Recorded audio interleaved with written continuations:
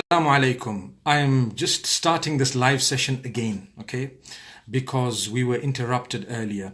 The topic was finding excuses for someone when they've done something. And I was trying to explain that having a good thought of someone when they've done something that's not criminal is actually an act of worship. It's a duty that you have, regarding someone else.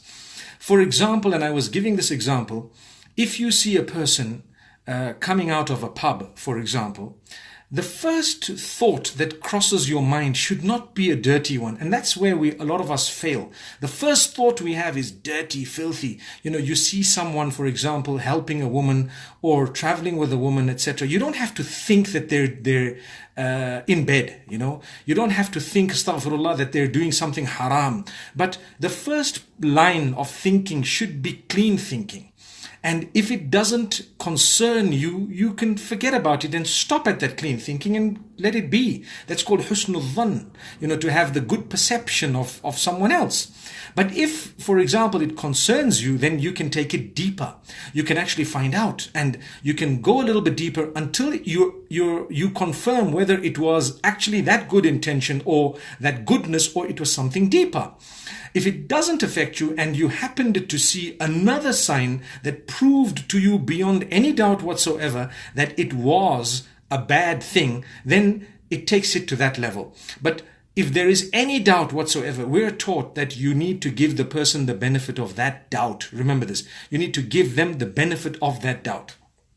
Now, like I say, this is not to cover up abuse, it's not to cover up criminal behavior, but it's generally when a person has done something that doesn't hold a lot of weight and it becomes gossip, it becomes evil thoughts, it becomes bad in terms of the way you're thinking of someone, then you need to rectify that. You need to correct it. It's my perception. When I see you say something, I shouldn't think the worst things, Unfortunately, on earth right now, we love gossip and it's something juicy that we just want to spread. We want to be news breakers. So if you can't break the news, if you cannot break the news, you get bored and you start creating things and you start making mountains out of molehills. Now that is terrible. It's not the quality of a believer. You need to know that as a believer, you don't have to break news. You don't have to start gossiping, talking about people and making it out that you're the person who knows the latest of everything that doesn't even concern you.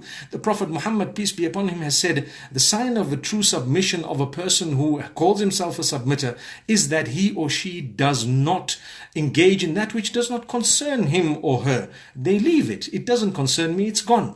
If you can help someone, you help them. If you cannot help them, leave them alone. Pray for them. Think good of them. But don't think bad of a person. So the narration that some people quote saying you need to find 70 excuses for someone, it's not a narration of the Prophet Muhammad, peace be upon him. It's a statement of some of the scholars of aforetime. It's even taken back to some of the great generations. But yes, what it means is that you need to think good of someone. You do find an excuse for a person when it's not something criminal or abusive or hurtful, etc. Someone swears you and they keep swearing you and you say, oh, I must find 70 excuses. I must wait until they swear me 71 times. Then I can say, hey, no more excuse. That's foolish. Come on. So what you have to do is make sure that you have a clean heart and you look at others with that clean heart. Just like you would like someone to look at you with goodness, you need to look at them with goodness. The problem is, a lot of the times we do things without good intention. So therefore, we automatically look at others and think that they don't have the good intentions just because we would have been that bad way if it were us. Now, that's a weakness. That's a weakness. So to work on ourselves first and make sure that you have clean intentions, you will automatically believe that others have clean intentions as well. Very interesting, right? So this was just a clarification because people have been asking me about this so-called hadith of finding 70 excuses, and they say, look, doesn't it cover up abuse? And isn't it that, we would suffer if we kept on thinking good of people?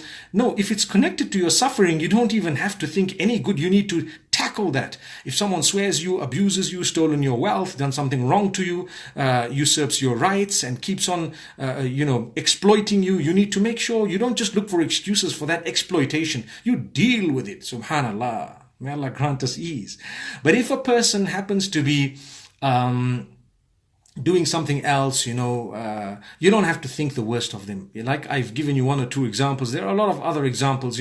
Someone gets 100% in the exam. You don't have to think they cheated. Look for something good. Say, no, they worked hard, even though they don't normally get that result, but they've got it. If people have scored goals or played cricket and won, you don't have to think that there was match fixing. That's what we mean when we say, think good, find a good excuse, think good about people. So they played it and they won. People have a lot of money. Don't say that they're dealing in drugs. That's what people do. Or they're doing something illegal. It's not necessary that that's what happened. The first line of thought should be the cleanest line of thought. If after that it is proven beyond doubt that indeed they did something that was clandestine, in that particular case, you may then, go to that level, like I said.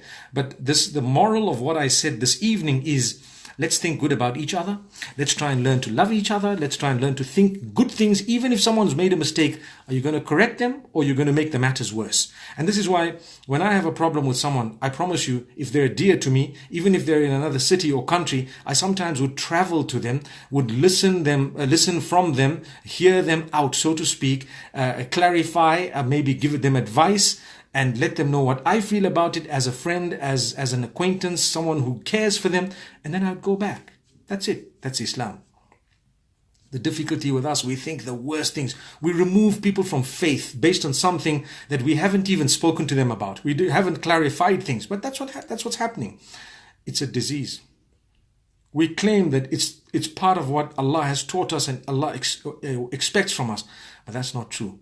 We need to understand. If it affects you, and if your right has been usurped, and you're being abused, in that case, yes, indeed, you may want to claim that right, you may want to question, etc. But if it's not concerning you, leave it alone. And if it is concerning the Ummah at large, you may clarify it firsthand, not secondhand. Never ever secondhand. First-hand clarification. If you're not prepared to make a first-hand clarification, you should not even comment. May the Almighty bless us all, and may we be protected from the harm of our own tongues and our own systems, because we do it to others, it's done to us, and that way we're failing. May Allah bless you all. Shukran. Have a lovely evening for those of you who might be where it is evening, and those of you who are where it is morning, Australia and the likes. May Allah bless you with a beautiful, beautiful Sunday. And those of you who are still going to, still having the afternoon of Saturday or the day of Saturday, America, may Allah grant you blessings as well. In a nutshell, may we all be blessed. Ameen. Assalamu alaikum wa rahmatullah.